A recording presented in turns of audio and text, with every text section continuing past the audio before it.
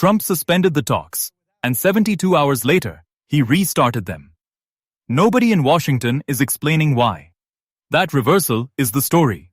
The suspension was not a pause, it was a verdict. A formal statement from the Office of the United States Trade Representative said negotiations with Canada were being paused indefinitely, pending a reassessment of Canada's good faith commitment to the process. The tone was punitive. The message was simple. Canada had not shown the seriousness required to continue. Then, 72 hours and 14 minutes later, everything changed. A new statement said talks with Canada would resume the following week. The venue and agenda were still to be confirmed. Both sides suddenly started talking about productive and constructive engagement. No explanation, no context. Just a reversal, issued without ceremony. And that is what makes this important. Because in those 72 hours, three things happened inside the Canadian government. The Canadian dollar did not fall. Republican senators from states with heavy Canadian trade exposure started hearing from manufacturers, farm groups, and energy lobbyists. And Mark Carney made one private call that sources describe as the most consequential communication of the entire dispute. If you have ever seen one quiet move change the mood in a room, you already understand the shape of this story. Nothing looked dramatic from the outside. But inside the negotiation, the ground was moving. Make sure to subscribe, because what happened next is exactly the kind of thing official statements are built to hide. The talks had been grinding for 6 weeks in a format both sides privately called dysfunctional. The American team arrived with fixed demands. The Canadian team arrived with proposals, compromise frameworks, and economic modeling. One side was negotiating for a concession. The other was negotiating for an agreement.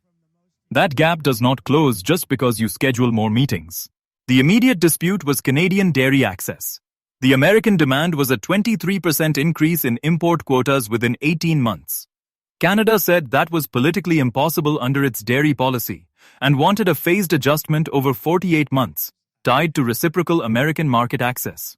On paper, that sounds technical. In reality, it was political on both sides. That is the part people miss.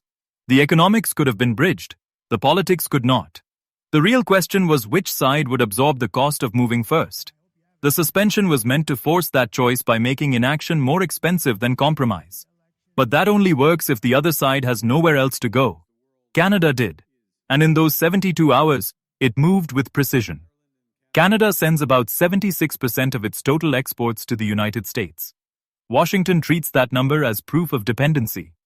Canada had been treating it differently for months. Not as a permanent constraint, but as a pattern that could be changed. That trade system was built over decades through pipelines, rail networks, border crossings, and processing facilities. That kind of infrastructure does not reroute overnight. But new infrastructure can be built over the next 2 to 4 years. New trade links can be activated. Old assumptions can be replaced.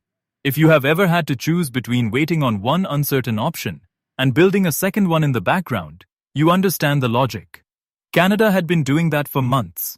The suspension simply gave Carney permission to make it visible. The first move came within 4 hours. The Canadian Agriculture Minister called his counterpart in the European Union. The call lasted 31 minutes. They discussed agricultural access terms Europe had been seeking from Canada for 18 months. Terms Canada had been holding back as leverage. With the talks suspended, that reserve was no longer off limits. Europe said yes immediately, and a public statement followed before the end of the business day in Brussels. In Washington, that statement landed while the American team was still in the building. Leverage Canada did not shout. It did not beg. It showed alternatives, activated them, and let the consequences travel. Is making the other side feel the cost of its own move before it can pretend that cost does not exist.